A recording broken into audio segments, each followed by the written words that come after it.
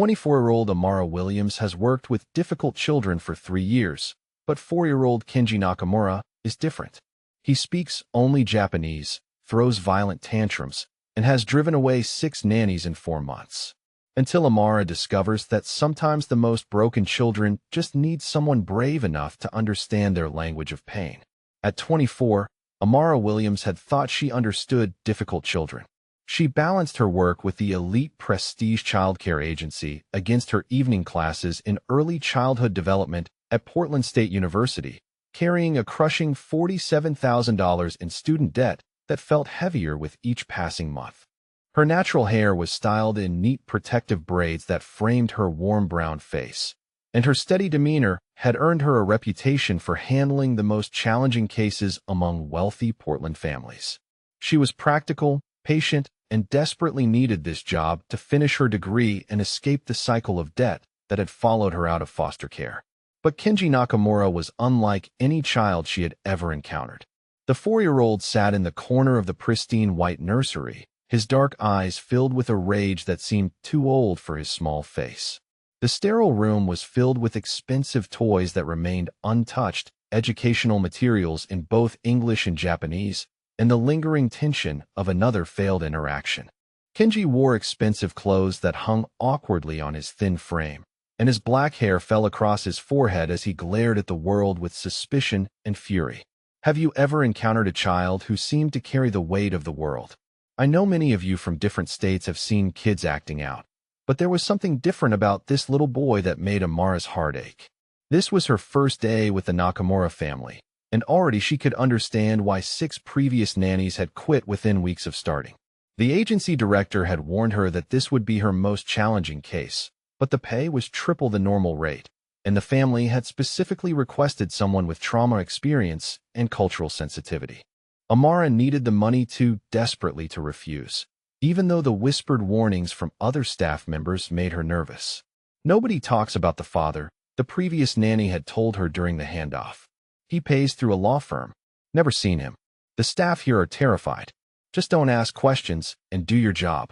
Amara approached Kenji slowly, settling cross-legged on the plush carpet several feet away from him. She had learned that forcing interaction often made traumatized children withdraw further, so she simply sat in comfortable silence, allowing the boy to study her with those ancient, wary eyes.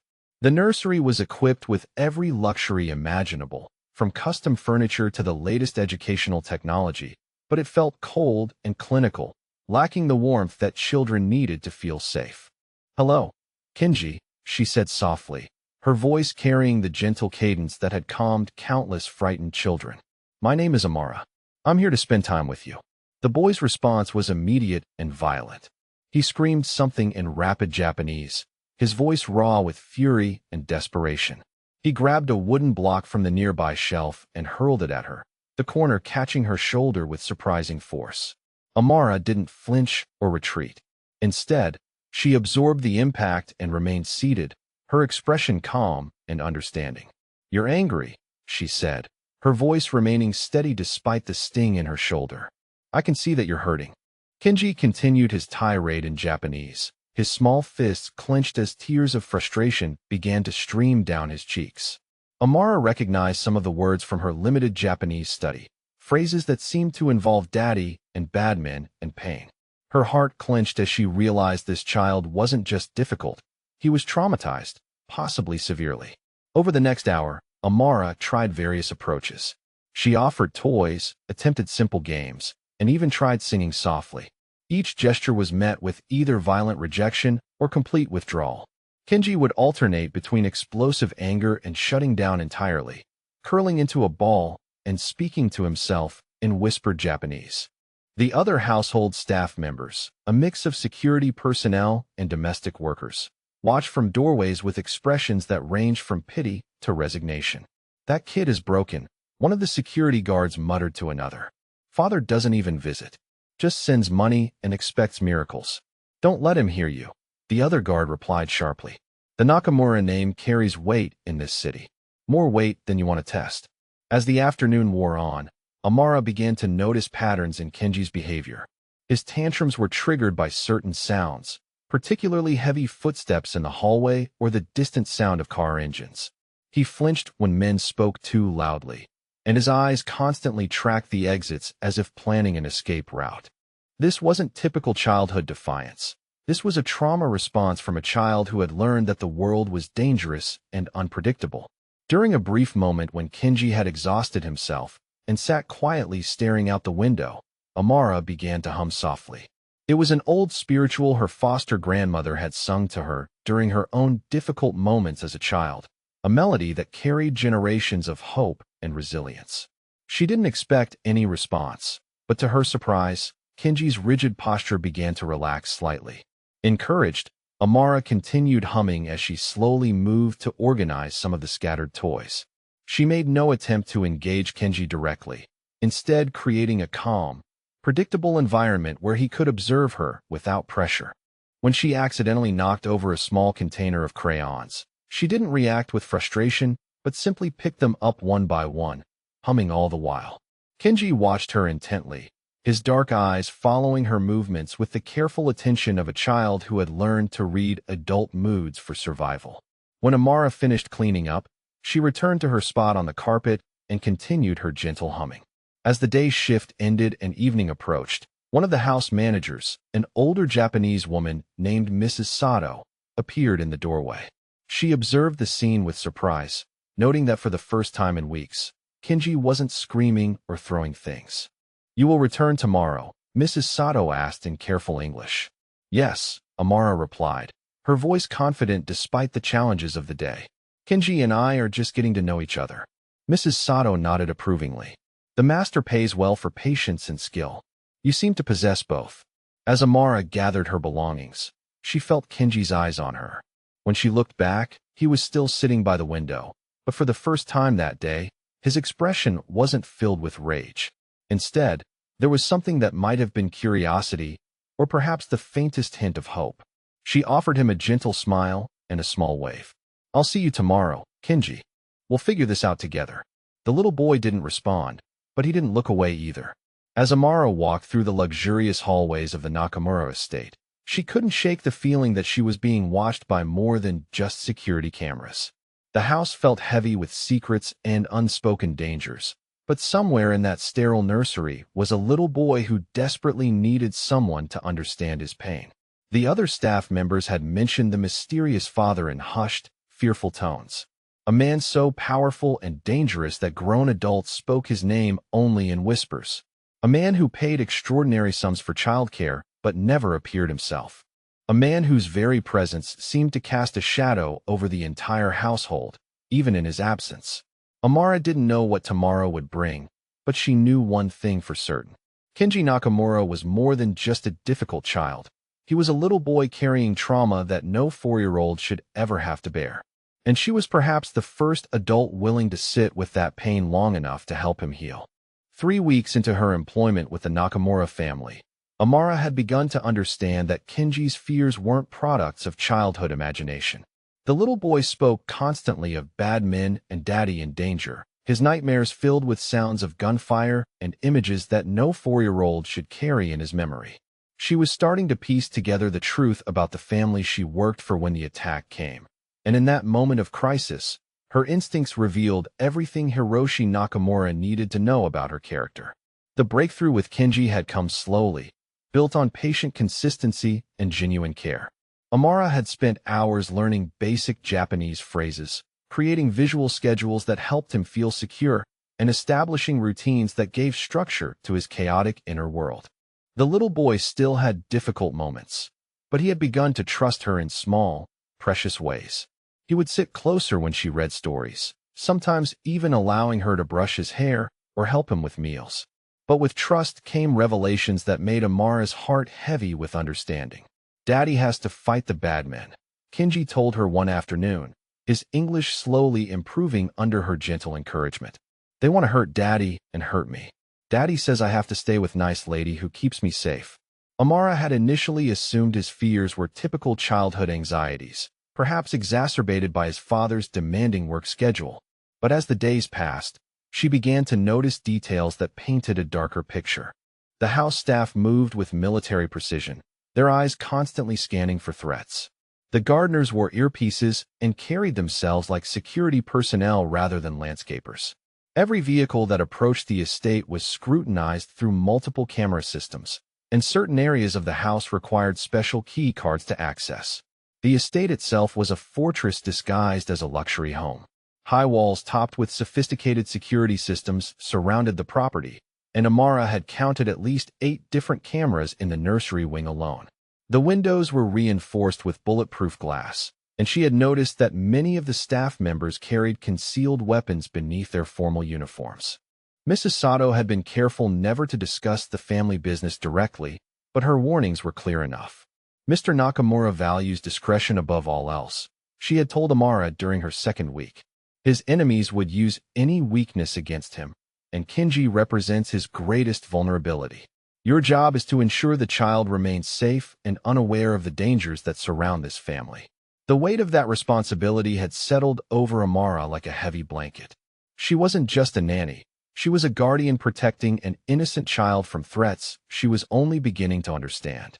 The generous salary suddenly made perfect sense, as did the extensive background checks and the confidentiality agreements she had signed.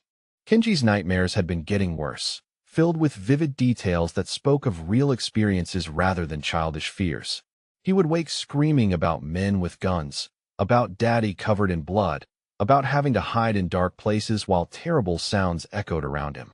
Amara had taken to sleeping in a cot beside his bed, her presence the only thing that could calm him when the dreams became too intense. On the day everything changed, Kenji had been unusually clingy, refusing to let Amara leave his sight, even for a moment. His English was improving rapidly under her care, but stress made him revert to rapid Japanese, his small hands gripping her shirt as he spoke of feelings he couldn't name. Something bad is coming, he whispered during lunch, his dark eyes wide with an instinct that children possess but adults often ignore. Daddy is far away. The bad men know Daddy is far away. Amara had tried to reassure him, but she couldn't shake the feeling that his fears were based on something more concrete than intuition. The security staff had been more tense than usual, their radio communications more frequent and urgent. Mrs. Sato had mentioned that Mr. Nakamura was handling business in Tokyo and wouldn't return for several days, leaving the estate under heightened protection protocols. After lunch, Amara had settled Kenji down for his afternoon nap, something that had become easier as their bond strengthened. She hummed softly while he drifted off, his small hand clutching a stuffed rabbit that had become his security object. The nursery was peaceful, filled with soft afternoon light filtering through the bulletproof windows, and for a moment, Amara allowed herself to believe that they were just an ordinary family living an ordinary life. The illusion shattered at exactly 2:47 in the afternoon. The first sound was glass breaking somewhere on the lower level, followed immediately by shouts and the unmistakable crack of gunfire. Amara's blood turned to ice as she realized that Kenji's fears had been prophetic. The bad men had indeed come, and they had chosen their moment carefully. Kenji woke instantly, his survival instincts honed by previous traumas. He didn't cry or call out, instead rolling off his small bed and crawling under it with practiced efficiency. Mama-chan, he whispered in Japanese, using the name he had begun calling her. The bad men are here. Amara's training from her foster care background kicked in immediately. She had learned early in life how to respond to crisis, how to protect the vulnerable, and how to think clearly when others panicked. Without hesitation, she scooped Kenji into her arms, his small body trembling against her chest as the sounds of violence grew closer. We're going to the safe room, she told him in the mixture of English and Japanese they had developed. Just like we practiced. Mrs. Sato had shown her the panic room during her orientation, a reinforced space behind the nursery's bookshelf that could be sealed from the inside. It was equipped with communications equipment, supplies, and a direct line to emergency services. Amara had hoped never to use it, but she had memorized every detail of its operation. The bookshelf swung open at the touch of a hidden switch, revealing a small but secure chamber lined with steel and equipped with monitoring screens. Amara carried Kenji inside, her movements swift and sure despite the chaos erupting throughout the house. She sealed the door behind them and activated the communication system, her voice steady as she reported their status to the security command center. "Safe room secured with primary package," she said, using the code word she had been taught. "Requesting immediate assistance and status update." The response crackled through speakers filled with static and the sounds of ongoing combat. "Multiple breaches confirmed. Hostile forces neutralized on first floor. Secure location and await further instructions." Kenji buried his face against Amara's shoulder, his small body shaking with terror, but his cries muffled by years of learned survival behavior. She held him close, one hand stroking his hair while the other monitored the security feeds on the room's screens. The images showed armed men moving through the house with military precision, their faces covered and their weapons professional grade. This wasn't a random crime or a burglary gone wrong. This was a coordinated attack by people who understood the estate's layout and security measures. They moved like soldiers, communicating through hand signals and advancing with tactical awareness that spoke of extensive planning. "You're safe," she whispered to Kenji in Japanese, her voice carrying a calm she didn't feel. "Mama-chan won't let anyone hurt you. We stay here until Daddy comes home." For 43 minutes, they huddled in the safe room while violence raged around them. Amara watched the security feeds, tracking the intruders' movements and noting how the estate's security team responded with equal professionalism. This was clearly not the first time the Nakamura family had faced such threats, and the defensive protocols were executed with practiced efficiency. When the all-clear finally came through the communication system, Amara remained cautious. She waited for additional confirmation and the personal verification codes that Mrs. Sato had taught her before even considering opening the safe room door. Only when she heard Mrs. Sato's voice speaking the correct Japanese phrases did she begin the unsealing process. The nursery they emerged into was unchanged, but the rest of the house told a different story. Amara could smell gunpowder and see scorch marks on the hallway walls. Several windows had been shattered, and there were dark stains on the marble floors that she hoped Kenji wouldn't notice. The attack had been real, violent, and decisive. Mrs. Sato appeared in the doorway, her usual composed demeanor slightly shaken, but her relief obvious. "You followed protocols perfectly," she told Amara. "The child was never in danger because of your quick thinking." Kenji remained pressed against Amara's side, his small hand gripping her shirt as he took in the evidence of the attack. His eyes were too knowing for a 4-year-old, too accepting of violence as a normal part of life. It broke Amara's heart to realize how much this little boy had already endured. It was nearly evening when Hiroshi Nakamura finally returned home. Amara heard the helicopter before she saw it, the distinctive sound causing Kenji to run to the bulletproof windows with an excitement that cut through his recent trauma. "Daddy," he called out in Japanese, his voice filled with relief and joy. From the nursery window, Amara watched a sleek black helicopter settle onto the estate's private landing pad. The man who emerged moved with predatory grace despite the expensive suit that had obviously seen recent violence. Even from a distance, she could see the blood stains on his white shirt and the cold fury that radiated from his posture. Hiroshi Nakamura was not what she had expected. He was younger than she had imagined, probably late 30s, with sharp Japanese features and dark hair that was perfectly styled despite whatever battle he had recently fought. His suit was custom-tailored and obviously expensive, but it couldn't disguise the controlled violence that emanated from every movement. This was a man accustomed to command, to danger, and to responding to threats with decisive action. Even from her distant vantage point, Amara could feel the power he wielded. Security personnel moved around him with deference that bordered on fear, and his very presence seemed to alter the atmosphere of the estate. This was the mysterious father whose name was spoken only in whispers, and now she understood why. Kenji pressed against the window, chattering excitedly in Japanese about Mama-chan and the safe room and how brave she had been. Amara felt a flutter of nervousness as she realized that her first meeting with Hiroshi Nakamura would likely happen very soon, and it would undoubtedly include questions about how she had protected his most precious possession. 20 minutes later, Mrs. Sato appeared in the nursery doorway with an expression that mixed respect and apprehension. "Mr. Nakamura requests your presence in his study. Kenji may come with you." As they walked through the halls of the estate, Amara noticed that the evidence of the attack had already been cleaned away. The efficiency was impressive and slightly unsettling. suggesting that this kind of incident was routine enough to have established protocols for rapid cleanup and restoration. The study they entered was unmistakably masculine, filled with dark wood furniture, leather-bound books, and subtle displays of wealth and power.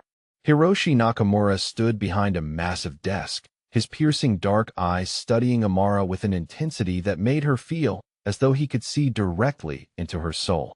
He was even more imposing in person, his presence filling the room despite his relatively average height. The expensive suit had been changed, but she could see fresh bandages beneath his white shirt and a small cut on his jaw that spoke of recent violence. This was a man who personally engaged in the dangerous business that funded his family's lifestyle. Kenji ran to his father immediately, chattering in rapid Japanese about the day's events.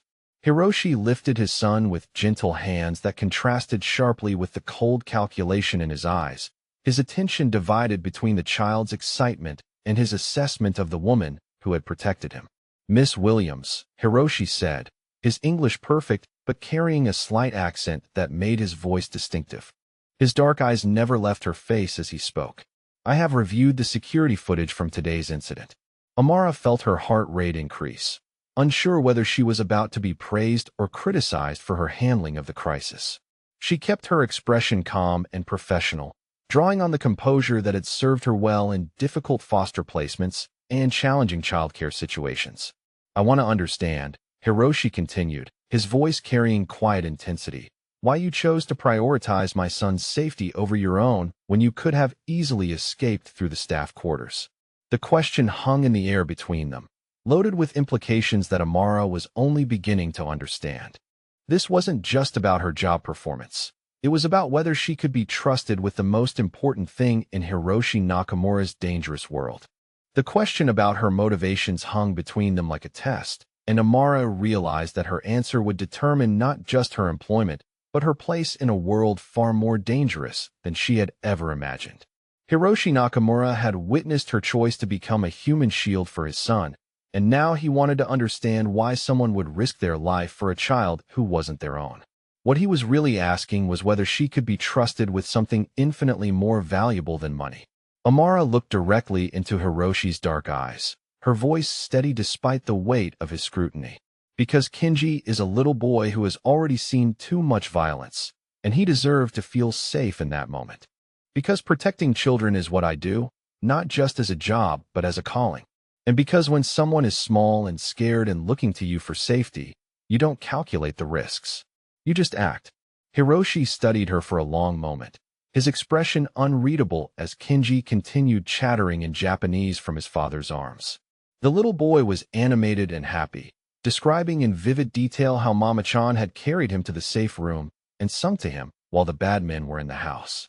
His trust and affection for Amara were obvious in every gesture and inflection. Mrs. Sato appeared in the doorway with a subtle bow. "Master, the helicopter is prepared for immediate departure if needed. Security sweep is complete and the property is secure." "Thank you," Hiroshi replied without taking his eyes off Amara. "Please arrange for dinner to be served in the family dining room in 1 hour. Miss Williams will be joining us." It wasn't a request, and Amara recognized the subtle shift in her status. She was no longer simply an employee being debriefed after a crisis. She was being invited into the family circle, and the implications of that invitation were both thrilling and terrifying. Over the next hour, as the estate returned to its normal rhythm, Amara helped Kenji process the day's events through play and storytelling. The little boy's resilience amazed her, but she could see the toll that living in constant danger was taking on his young psyche. He jumped at unexpected sounds, constantly checked to ensure she was within sight, and asked repeated questions about when Daddy would have to go away again. The family dining room was elegant but warm, decorated with a mixture of traditional Japanese art and modern luxury. Hiroshi had changed into casual clothes that somehow made him seem even more formidable, his controlled movements and watchful eyes revealing the predator beneath the civilized veneer. He helped Kenji with his dinner while maintaining a conversation in Japanese that included frequent glances in Amara's direction. "You speak of calling," Hiroshi said eventually, switching to English as Kenji focused on his rice and vegetables. "Tell me about this calling that makes you willing to die for other people's children." Amara set down her chopsticks, grateful for the cultural sensitivity training that had prepared her for formal Japanese dining. I grew up in foster care, moved between families who sometimes saw children as burdens rather than blessings. I learned early that adults often fail to protect the vulnerable, so I decided to be different. To be the adult I needed when I was small and scared. And your education, your debt, your plans for the future? Hiroshi asked, his tone conversational, but his attention laser-focused. These matter less than protecting a child you barely know. My future doesn't mean anything if I compromise my values to achieve it, Amara replied. Kenji needed protection in that moment. Everything else was secondary. Kenji looked up from his dinner, his dark eyes moving between his father and Amara as he sensed the importance of their conversation. He reached across the table to pat Amara's hand, saying something in Japanese that made Hiroshi's expression soften almost imperceptibly. He says you have a good heart, Hiroshi translated. He says you make the scary things go away. After dinner, Hiroshi suggested they move to his private study for coffee and what he called a business discussion. The room was even more impressive in the evening light, with subtle lighting that emphasized the expensive artwork and the wall of books that spoke of both education and power. Kenji curled up on a leather sofa with his stuffed rabbit, content to be near both adults as he played quietly. The attack today was not random, Hiroshi began, his voice carrying the weight of absolute certainty.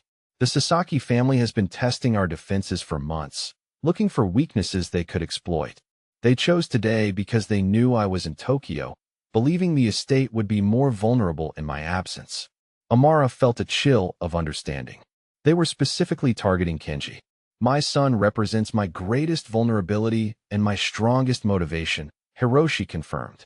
Rival families understand that threatening him is the most effective way to influence my business decisions. Your presence here, your ability to keep him safe and calm, has become a critical element in maintaining the balance of power that keeps our world stable. The conversation was moving into territory that made Amara's pulse quicken. This wasn't just about childcare anymore.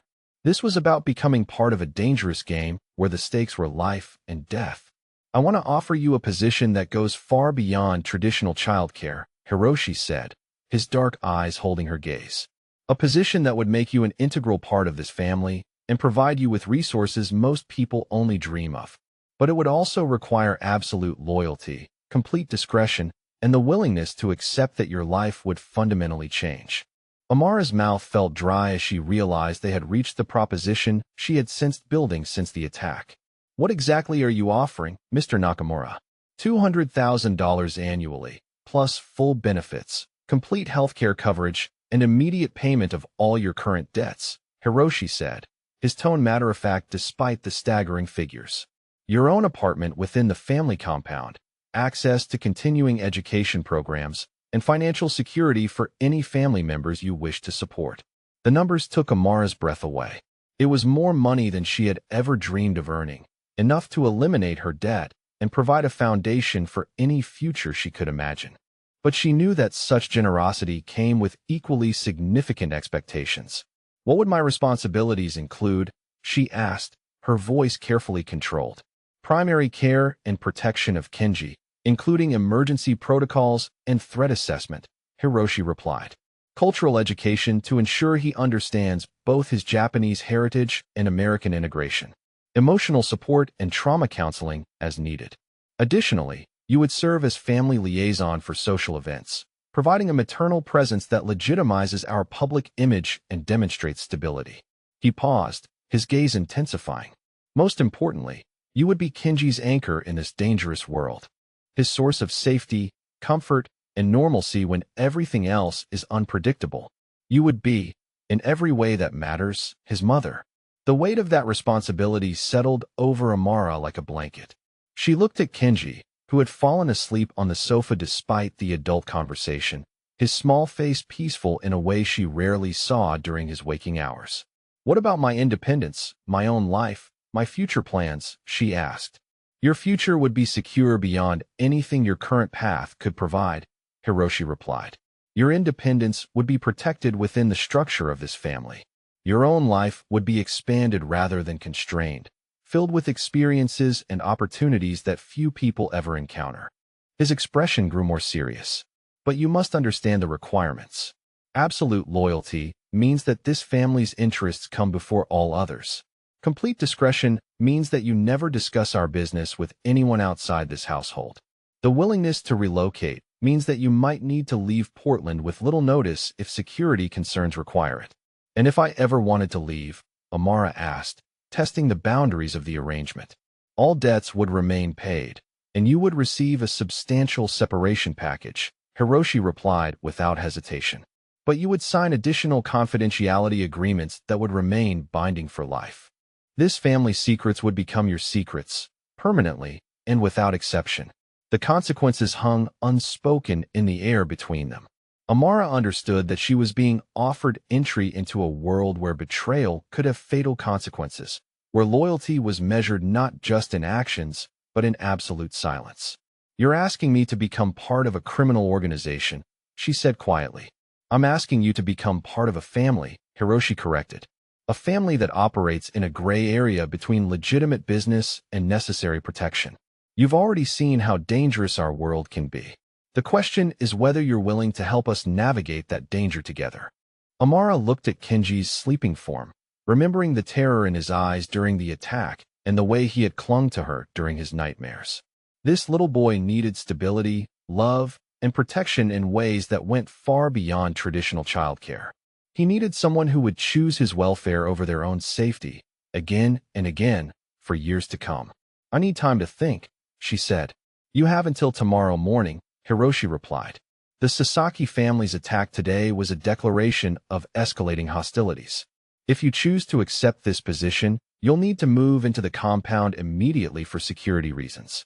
If you choose to decline, we'll arrange alternative employment and protection until the current threats are neutralized. The timeline was impossibly short, but Amara understood the logic.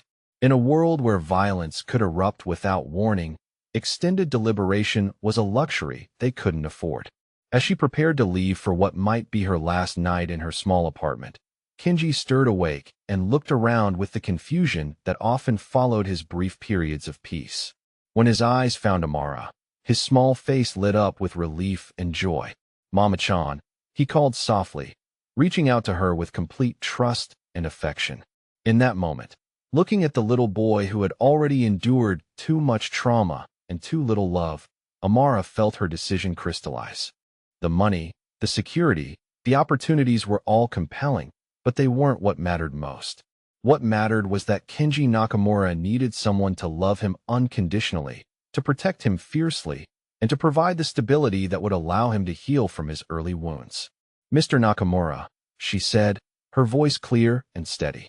I don't need until tomorrow morning. I accept your offer.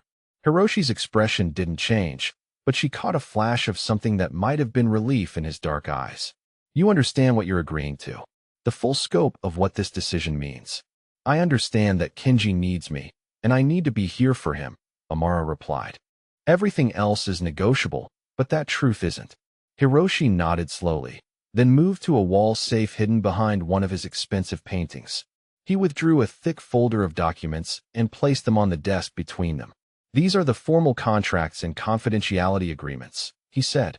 Mrs. Sato will review them with you tomorrow, but your verbal acceptance is binding as of this moment. Welcome to the Nakamura family, Miss Williams. As Amara signed the documents that would reshape her entire life, Kenji climbed into her lap and wrapped his small arms around her neck. The little boy whispered something in Japanese that she didn't understand, but his tone carried gratitude, love, and the kind of trust that could only be earned through consistent protection. Later, Mrs. Sato would explain that Kenji had said thank you for staying with me forever. But in that moment, feeling the weight of his small body against her chest and seeing the approval in his father's dangerous eyes, Amara knew she had made the right choice. She was no longer just a nanny struggling with student debt. She was now a member of one of the most powerful and dangerous families on the West Coast, with all the protection and peril that such a position entailed. And somewhere in the back of her mind, she realized that Hiroshi Nakamura had looked at her tonight with something that went beyond professional appreciation. The arrangement was just the beginning.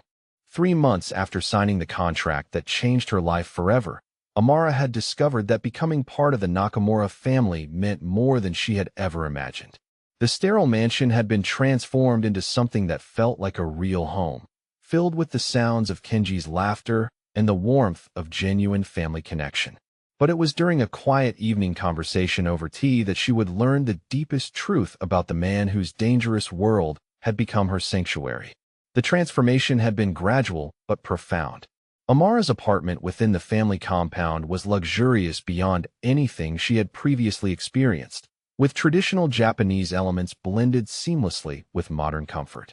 Floor-to-ceiling windows overlooked private gardens where Kenji could play safely, and every detail had been carefully chosen to create an environment of peace and security. But the physical luxury was secondary to the emotional richness that had developed as she integrated into the family's daily rhythms. Kenji's healing had been remarkable to witness.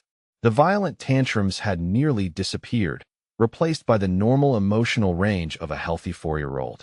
He chatted constantly in his mixture of English and Japanese, his vocabulary growing daily as Amara continued her own language studies to better communicate with him.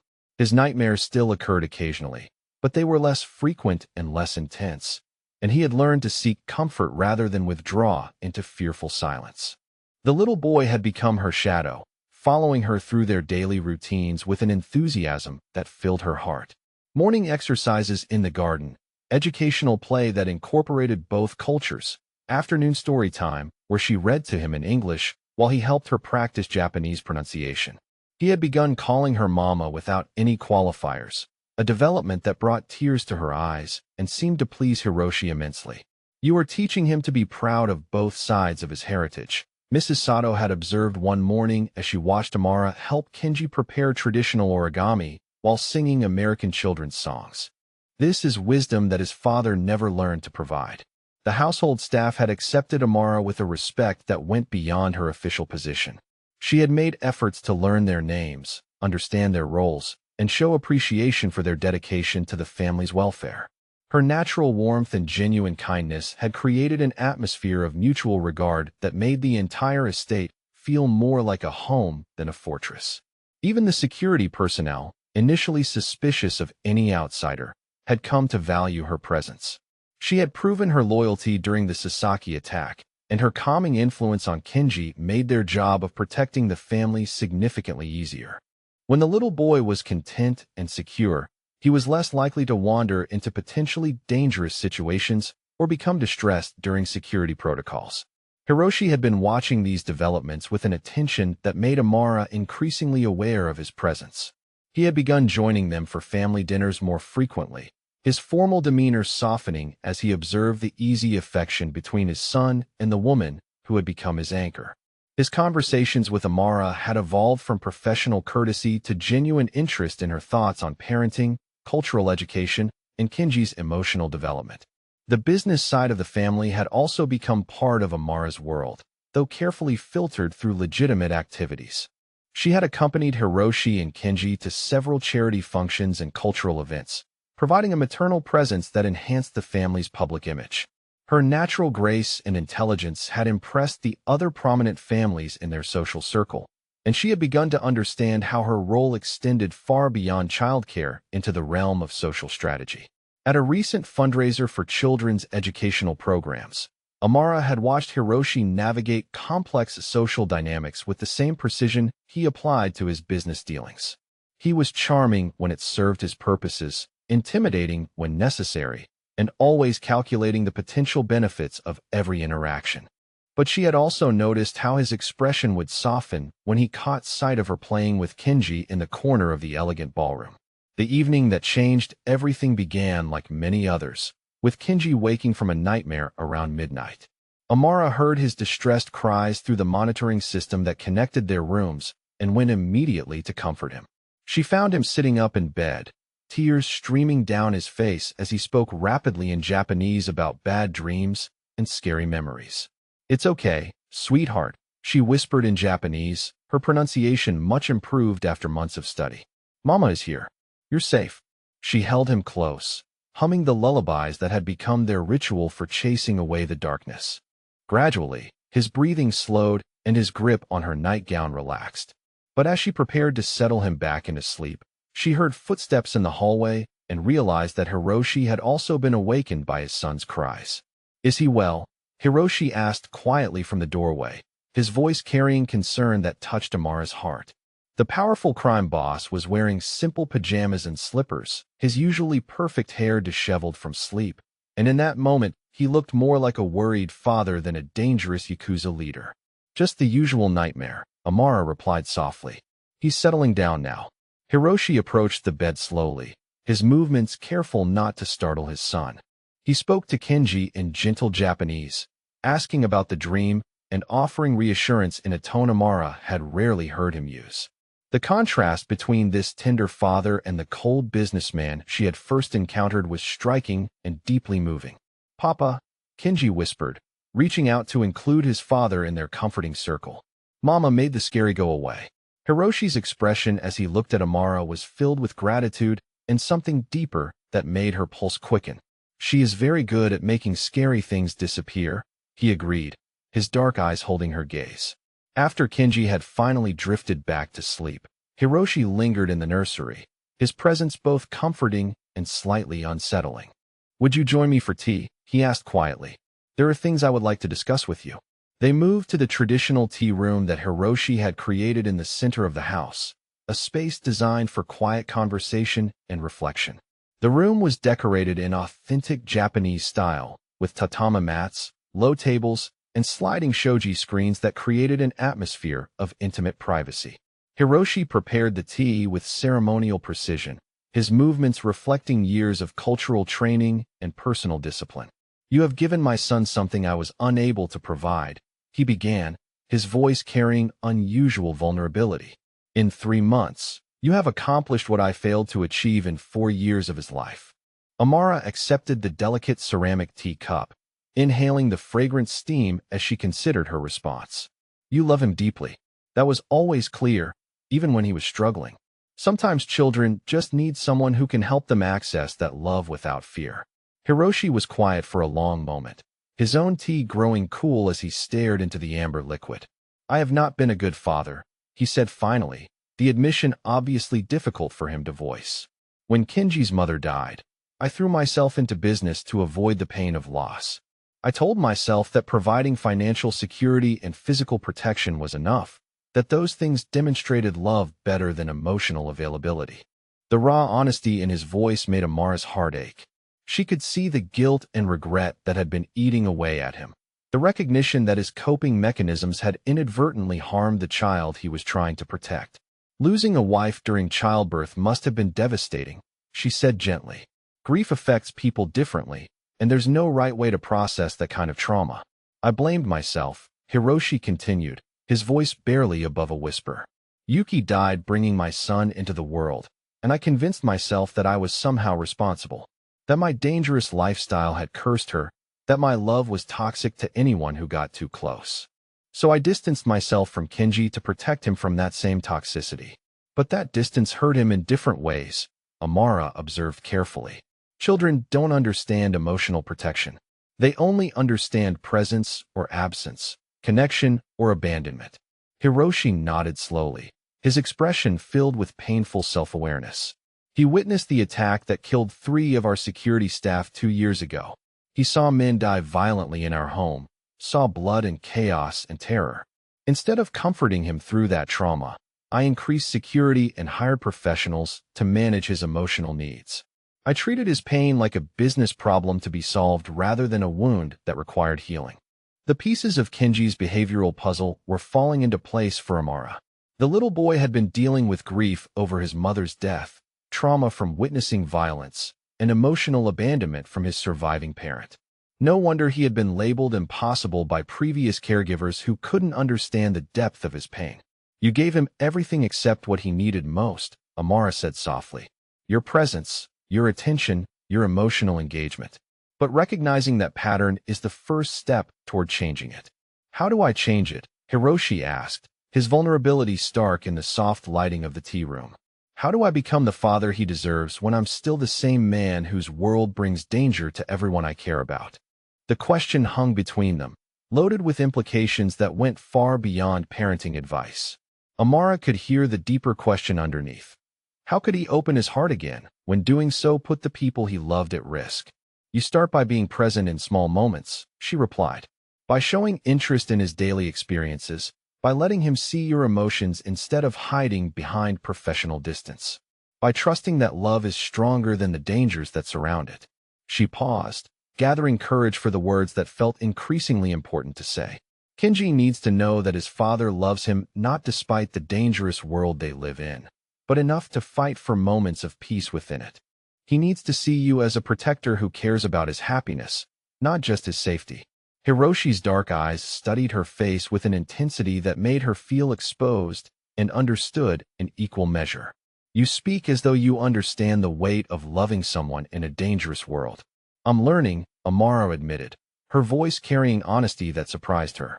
I'm learning that love requires courage in any circumstances, but especially when the stakes are life and death.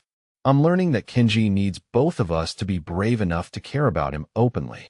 The admission created a shift in the atmosphere between them, an acknowledgement of feelings that had been growing beneath the surface of their professional relationship. Hiroshi set down his teacup and leaned forward slightly, his attention focused entirely on her.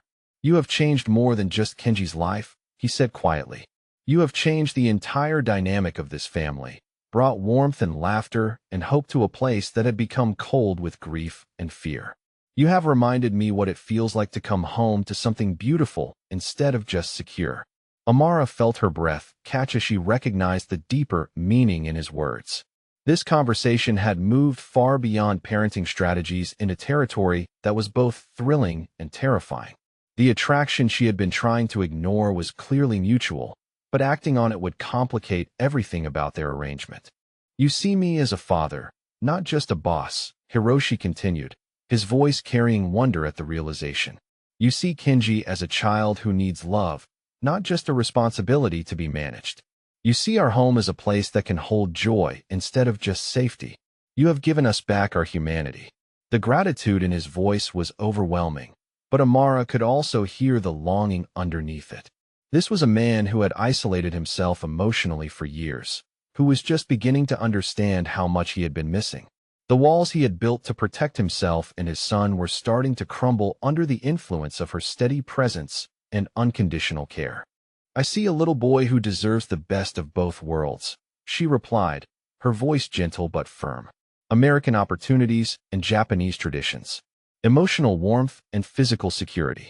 A father who loves him and shows that love every day. She met his gaze directly, acknowledging the current of attraction that flowed between them while maintaining her focus on what mattered most. I see a man who has the capacity to be an extraordinary father if he's willing to be vulnerable enough to try. Hiroshi reached across the low table and covered her hand with his own, the contact sending electricity through her entire nervous system. His touch was warm and careful, respectful but unmistakably intimate. Will you help me learn how to be that father? He asked, his voice carrying both request and invitation. Will you help me build the kind of family that Kenji deserves, the kind of life that honors his mother's memory while creating new happiness? The weight of his question encompassed so much more than parenting guidance. He was asking her to help him heal, to help him integrate the dangerous and tender parts of his world, to help him become the man he wanted to be rather than just the one his circumstances had required. Yes, Amara whispered, her fingers turning to intertwine with his. We'll figure it out together. In that moment, surrounded by the peaceful atmosphere of the tea room and connected by their shared commitment to Kenji's welfare, Amara felt the final barriers between them dissolve. They were no longer just employer and employee, or even just guardian and parent. They were partners in the truest sense, united by love for the same child and growing feelings for each other that neither of them could ignore much longer. The family integration was complete, but the romantic integration was just beginning. The warning signs had been building for weeks, subtle changes in routine that spoke of escalating danger in the shadows of their peaceful family life. Increased security rotations, tense conversations in rapid Japanese, and Hiroshi's growing reluctance to leave the estate even for essential business meetings. But nothing could have prepared Amara for the moment when the Sasaki family stopped making threats and started taking action, forcing her to choose between her own safety and her fierce protection of the little boy who had become her everything. The first indication that something had changed came during Kenji's weekly cultural education class at the prestigious Sakura Academy, a private school that catered to the children of Portland's Japanese business community. Amara had been sitting in the parent observation area, watching Kenji practice traditional calligraphy with the focused concentration that reminded her so much of his father, when she noticed the two men in maintenance uniforms who seemed more interested in watching the children than fixing anything. Her foster care background had taught her to notice predators, to recognize the subtle signs that distinguished legitimate workers from those with darker purposes. These men moved with military precision, their eyes constantly scanning the room and tracking specific children rather than focusing on their supposed repair work. When one of them began photographing the classroom with a concealed camera, Amara's alarm bells began ringing at full volume. She immediately activated the emergency contact protocol Hiroshi had established, sending a coded text message that would alert his security team to her concerns. The response came back within minutes, instructing her to collect Kenji immediately and proceed to the secure pickup location outside the main building. "Kenji, sweetheart," Amara said quietly, approaching his desk with casual ease despite her racing pulse. "It's time to go home now. Your father wants to see your calligraphy practice." The little boy looked up with confusion, since pickup wasn't scheduled for another hour, but his trust in Amara was absolute. He carefully cleaned his brush and rolled up his practice paper while she maintained a calm demeanor that masked her growing sense of urgency. As they walked toward the classroom exit, Amara noticed that the two maintenance workers had positioned themselves near the hallway that led to the parking area. They were no longer pretending to work. Their attention focused entirely on her and Kenji as they moved through the building. "Change of plan," she whispered to Kenji in Japanese, steering him toward the rear exit that connected to the school's administrative offices. "We're going to visit the principal first." But the alternate route led them directly into the trap that had been carefully orchestrated. Three men waited in the administrative hallway, their expensive suits and professional appearance unable to disguise the cold calculation in their eyes. These weren't maintenance workers or casual observers. These were specialists, and Kenji was their target. The lead man stepped forward with a smile that didn't reach his eyes. "Miss Williams, I presume. Mr. Nakamura sends his regards and requests that you bring the boy with us for a special family meeting." Amara's blood turned to ice as she realized the full scope of what was happening.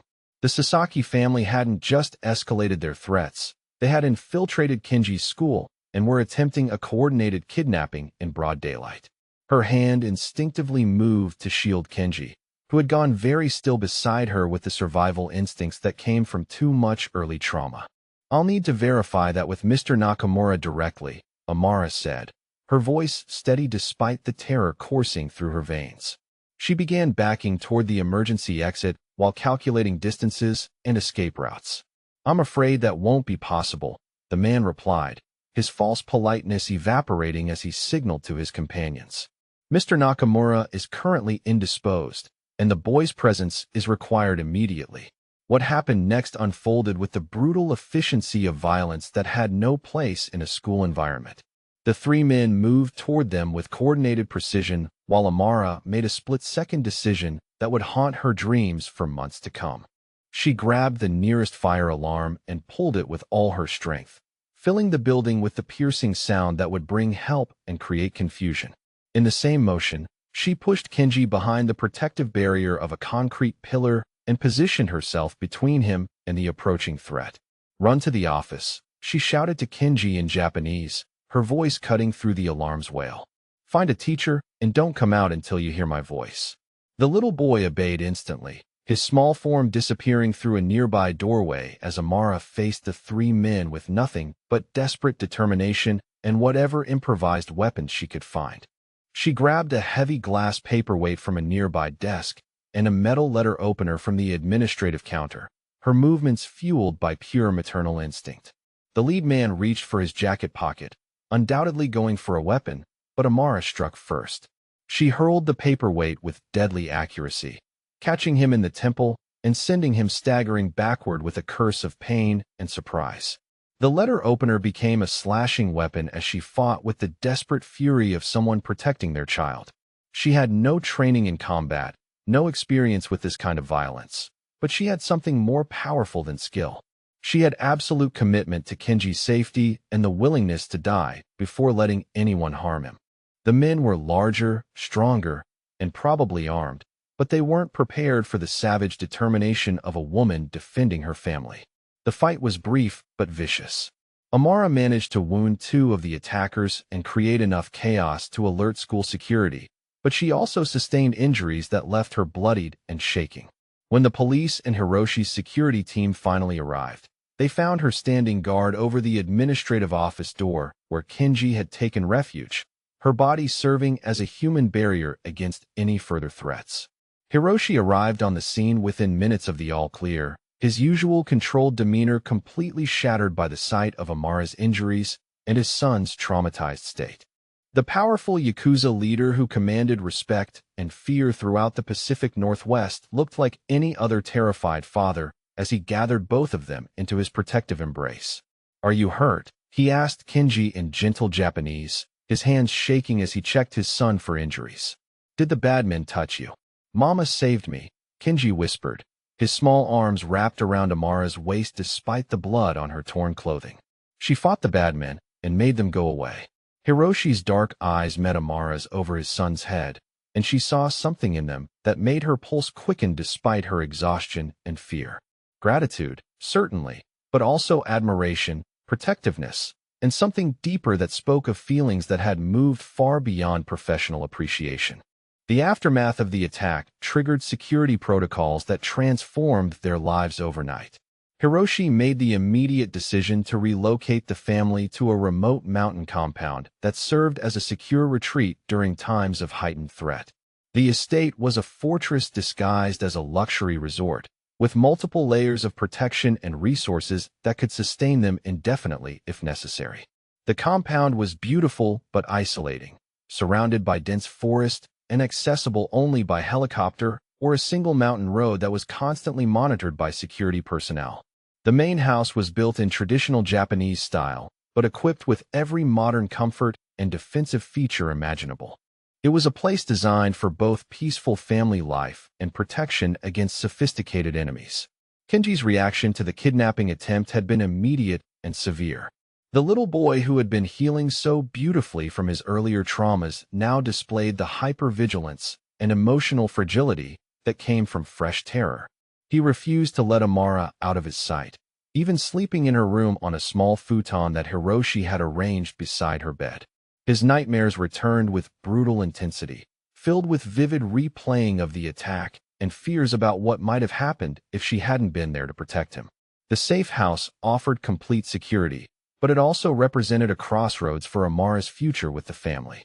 She now fully understood the level of danger that came with loving a member of the Nakamura family, and Hiroshi made it clear that she had every right to walk away with full compensation and protection. The conversation that would determine her future took place on the compound's traditional wooden deck, overlooking a valley that stretched toward distant mountain peaks. The setting was peaceful and beautiful, but the weight of their discussion made the serene environment feel surreal.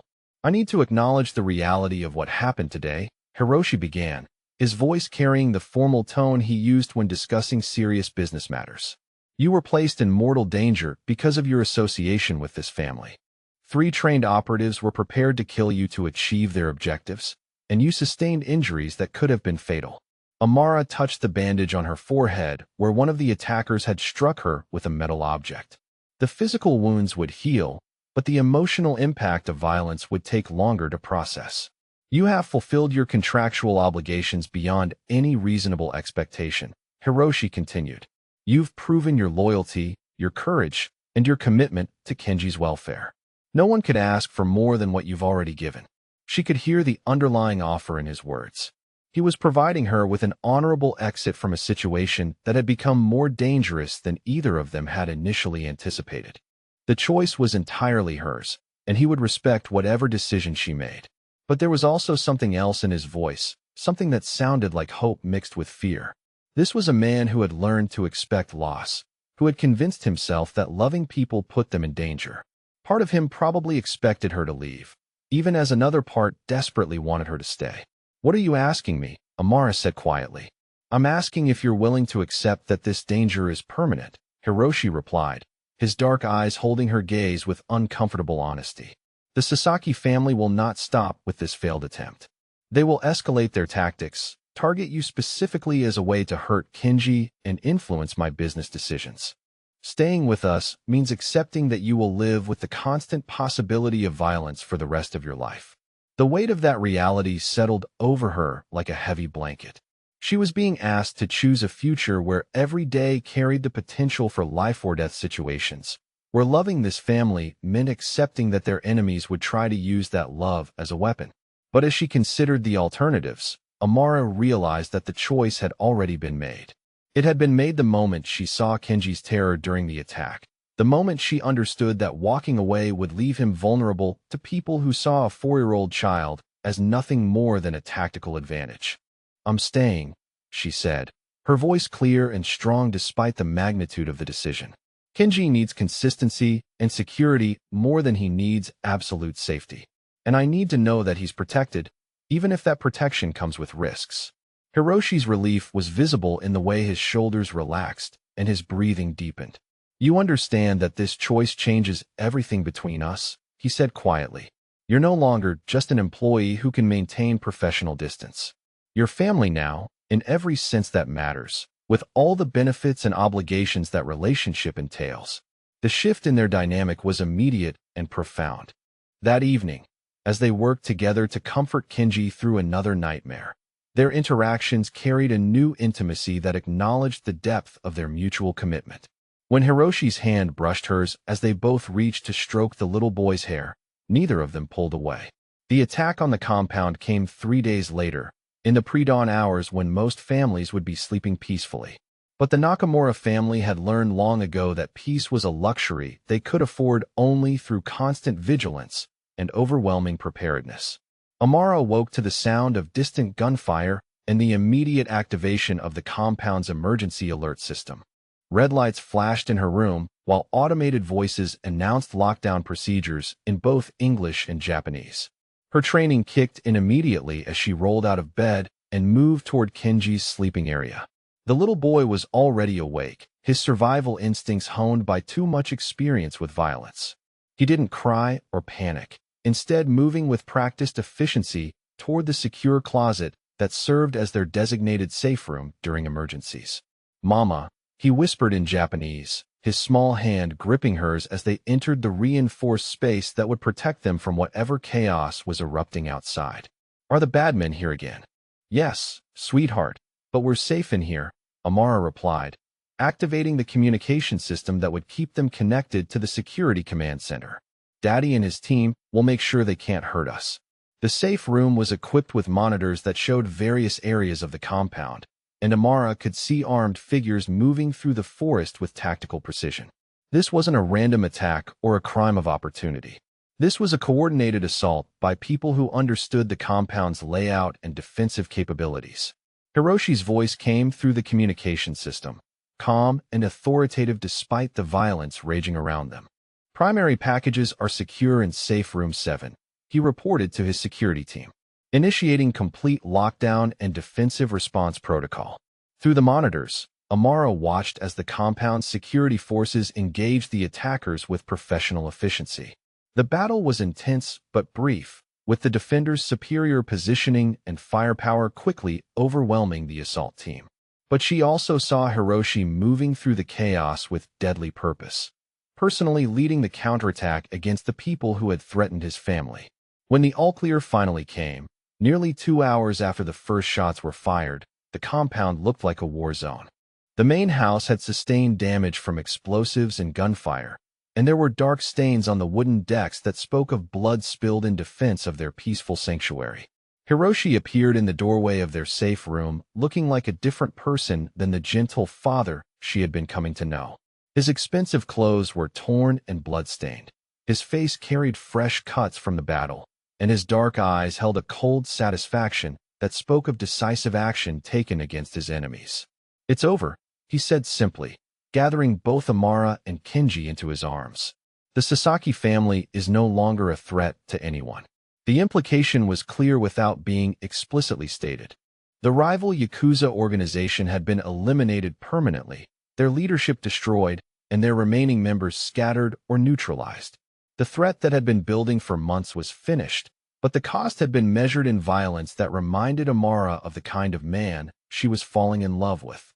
That night, as they worked together to restore some sense of normalcy to their disrupted lives, Hiroshi finally spoke the words that had been building between them for weeks.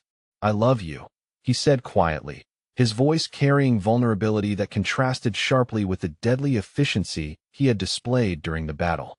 Not just as Kenji's protector or as a member of this family, but as the woman who has given me back my capacity for hope and joy. Amara felt her heart stop as she heard the words she had been longing for but hadn't dared to expect. This was a man who had convinced himself that love was dangerous, that caring for people put them at risk. For him, to make such an admission required courage that went beyond physical bravery. "I love you too," she replied, her hand finding his in the darkness of Kenji's room where they sat keeping watch over his peaceful sleep. "I love the father you're becoming. The man you are beneath all the danger and complexity. The way you've learned to let us both into your heart despite everything that's happened." The confession created a shift in their relationship that was both profound and terrifying. They were no longer just partners in parenting or allies against external threats. They were two people who had chosen each other despite impossible circumstances, who were willing to build a life together in the dangerous space between love and war. In the quiet aftermath of violence, when the last enemy had been eliminated and the compound secured, Amara discovered that some of life's most profound moments happen in whispered conversations between people who have chosen each other despite impossible odds. The man who had once seemed untouchable in his power and isolation now sat beside her in the traditional garden, speaking truths that would reshape their future forever. The weeks following the final assault had been a period of healing and transformation that touched every aspect of their lives. The mountain compound had been repaired and upgraded, but more importantly, the constant tension that had defined their existence had finally lifted. Hiroshi's security team had confirmed that the Sasaki organization had been completely dismantled, their remaining assets absorbed or scattered, their leadership eliminated in ways that sent clear messages to any other families who might consider similar aggression. For the first time since she had known him, Hiroshi moved through the world without the hypervigilance that had defined his every waking moment. The change was subtle but profound, visible in the way he lingered over morning coffee instead of rushing through breakfast, the way he played with Kenji in the garden without constantly scanning for threats, the way he looked at Amara with an openness that spoke of walls finally coming down. Kenji's recovery had been remarkable to witness. The little boy had processed the recent traumas with the resilience that children possess when they feel truly secure in their environment. His nightmares had become infrequent, replaced by excited dreams about family adventures and future possibilities. He chattered constantly about wanting siblings, about teaching Mama more Japanese words, about showing Papa how to braid hair the way Mama had taught him. The child who had once been labeled impossible had become the heart of a family that radiated warmth and stability. His laughter filled the compound's halls, his artwork decorated Hiroshi's office walls, and his innocent observations often brought smiles to the faces of even the most serious security personnel. But it was during a quiet evening in Hiroshi's private study that the conversation began which would determine the permanent shape of their future. Kenji was sleeping peacefully in his room, his security blanket clutched tight, and his breathing steady with the deep rest of a child who felt completely safe. The monitors showed clear perimeters, and for once, the world beyond their walls posed no immediate threats.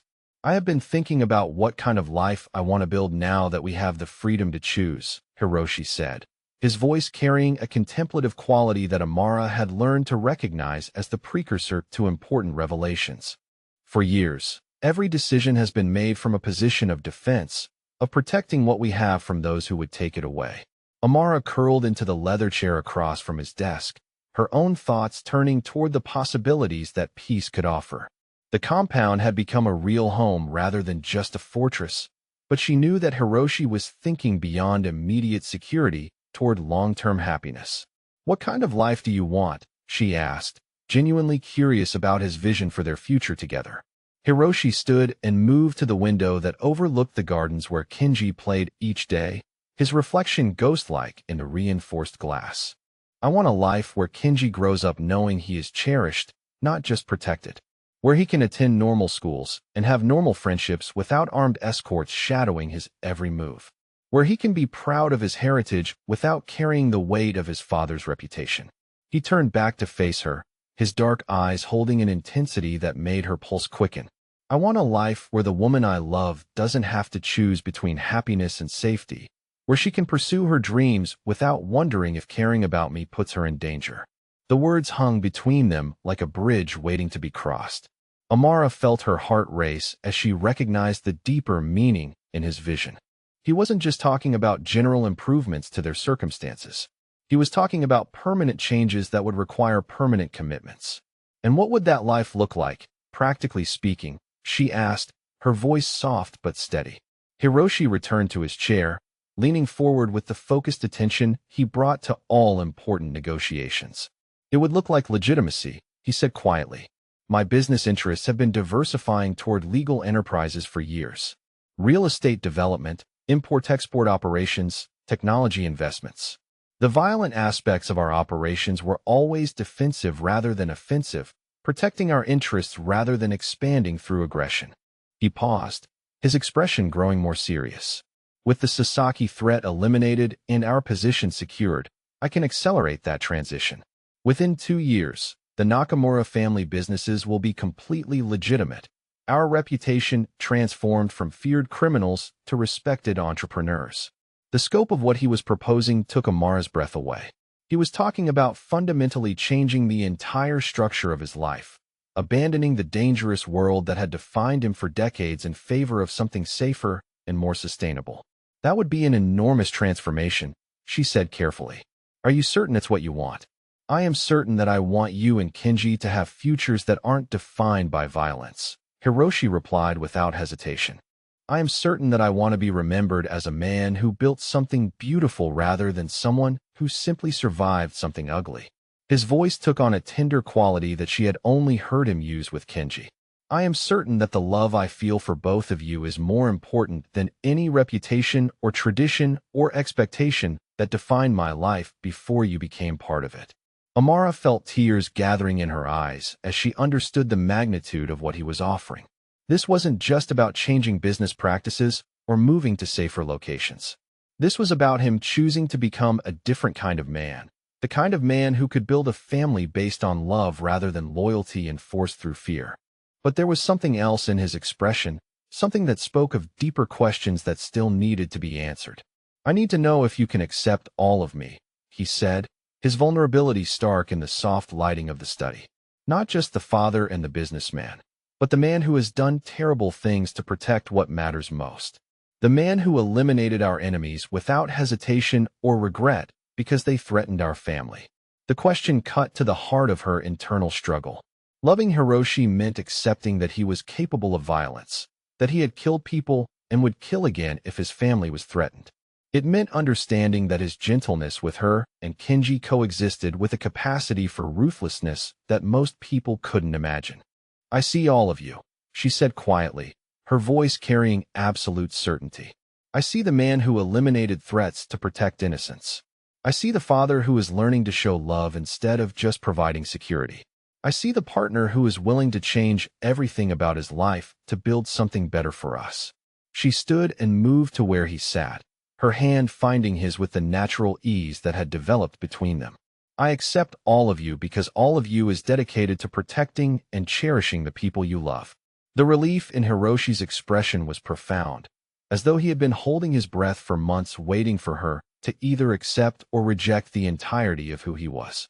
His hand turned to capture hers, his thumb tracing patterns on her skin that sent warmth through her entire body. "Then I have something to ask you," he said, his voice carrying formal weight that made her pulse quicken with anticipation. Hiroshi rose from his chair and moved to the wall safe hidden behind one of his expensive paintings. When he returned, he carried a small black velvet box that made Amara's breath catch in her throat. Amara Williams, he said, dropping to one knee with the formal precision that characterized all his important gestures. You have given me back my son, my capacity for joy, and my hope for the future. You have proven your loyalty, your courage, and your love in ways that most people never experience in a lifetime. He opened the box to reveal a ring that took her breath away. It was clearly custom designed, with a center diamond surrounded by smaller stones in a setting that incorporated both traditional Japanese elements and modern elegance. The craftsmanship was exquisite, but more importantly, it represented a future that she had barely dared to dream. Will you do me the honor of becoming my wife? He continued, his dark eyes holding hers with absolute focus.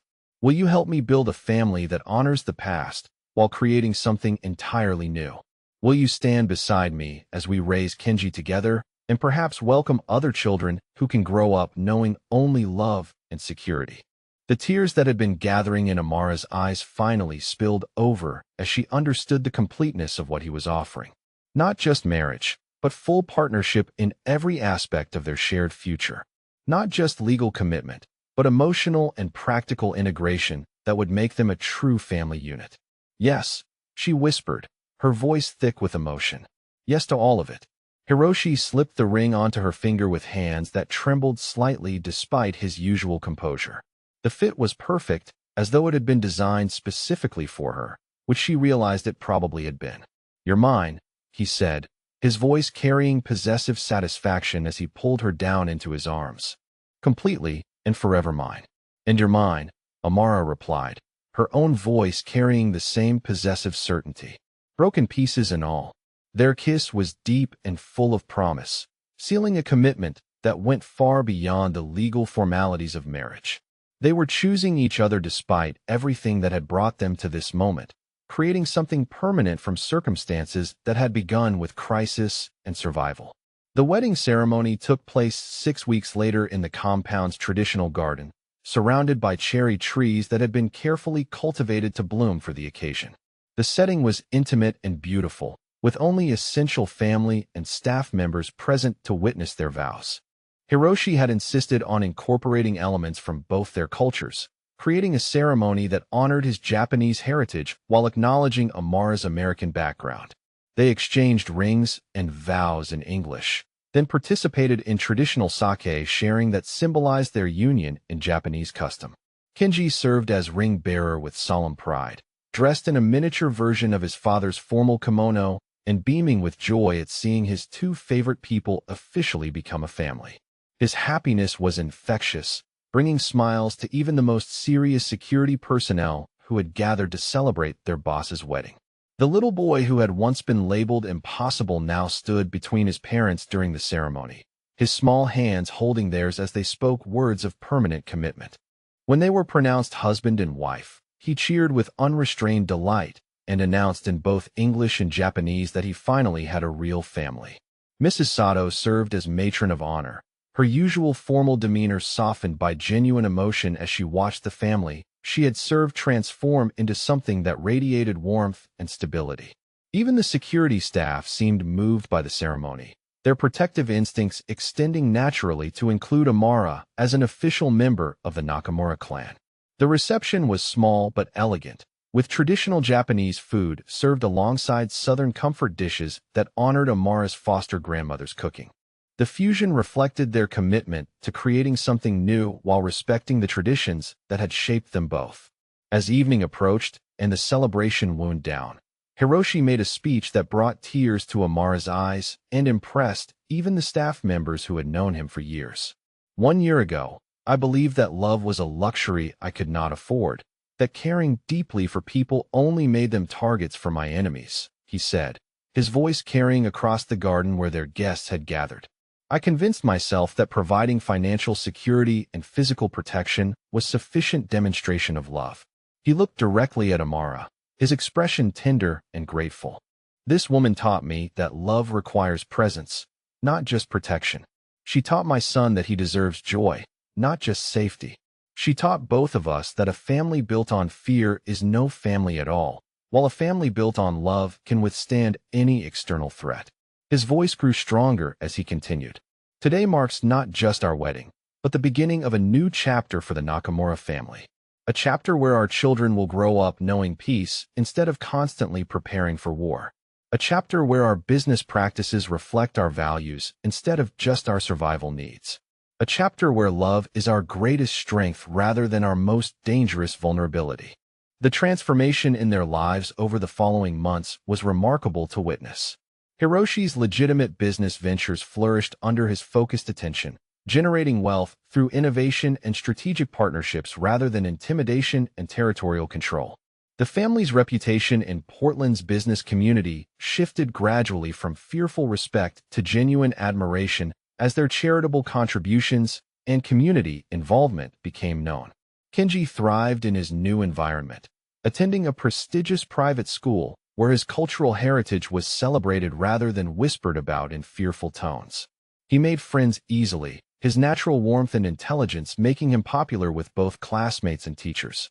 The little boy who had once been too traumatized to trust anyone now invited school friends to the compound for elaborate birthday parties and cultural celebrations.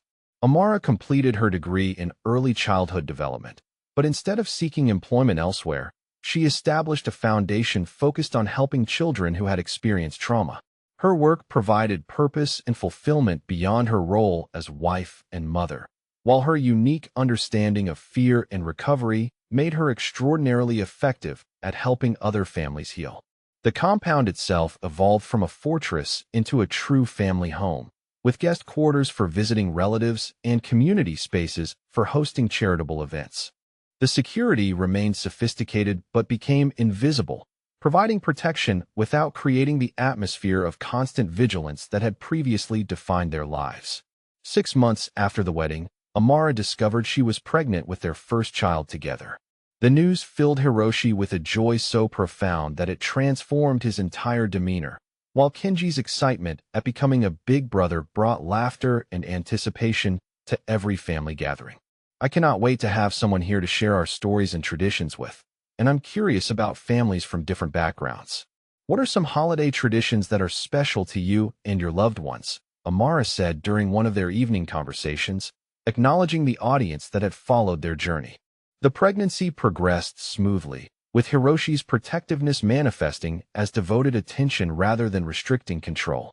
He attended every doctor's appointment, researched every aspect of prenatal care, and began planning nursery designs that would accommodate both Japanese and American cultural elements.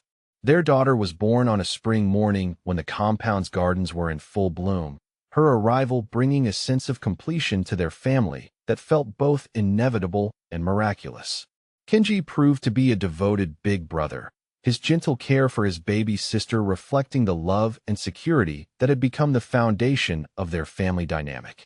As Amara held their daughter for the first time, surrounded by the two people who had become her world, she marveled at the journey that had brought them to this moment of perfect peace. The struggling foster care graduate who had taken a nanny position to pay off student debt had become the matriarch of one of the most respected families in the Pacific Northwest. The compound that had once been a fortress against external threats had become a sanctuary where multiple generations could gather in safety and celebration. The man who had been feared for his capacity for violence was now known for his devotion to family and his contributions to community welfare. Hiroshi proved to be an exceptional father to their daughter, his experience with Kenji having taught him the importance of emotional presence and daily demonstrations of love. The sight of the powerful businessman cradling his tiny daughter while singing traditional lullabies became one of Amara's most treasured memories. Years later, when their children were old enough to understand their family's history, Hiroshi and Amara would tell them about the journey that had brought their parents together. They would explain how love had transformed a house built for war into a home designed for peace, how courage had conquered fear, and how the decision to trust each other had created something beautiful from circumstances that had begun with danger and desperation.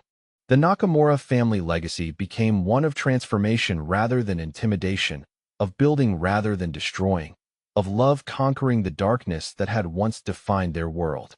Their children grew up bilingual and bicultural, proud of their complex heritage and secure in the knowledge that they were cherished unconditionally. The woman who had once counted every dollar towards student loan payments now managed charitable foundations worth millions. The man who had once ruled through fear now influenced through respect and admiration. The little boy who had been too traumatized to trust anyone now served as big brother, cultural ambassador, and bridge between the different worlds that had shaped his family's unique story. In the end, what had begun as an employment arrangement had become the foundation for a dynasty built on love rather than fear, on healing rather than harm, on the radical notion that families can choose each other and create something beautiful from even the most difficult circumstances. The threats that had once seemed insurmountable had been eliminated permanently, not through endless conflict, but through decisive action followed by the choice to build something better. The future that had once seemed impossible had become their daily reality, filled with the ordinary miracles of family breakfast conversations, bedtime stories in multiple languages, and the peaceful sleep that comes from absolute security and love. They had proven that even in the most dangerous circumstances, love could create sanctuary, families could choose healing over vengeance, and the bravest thing anyone could do was trust another person enough to build a future together.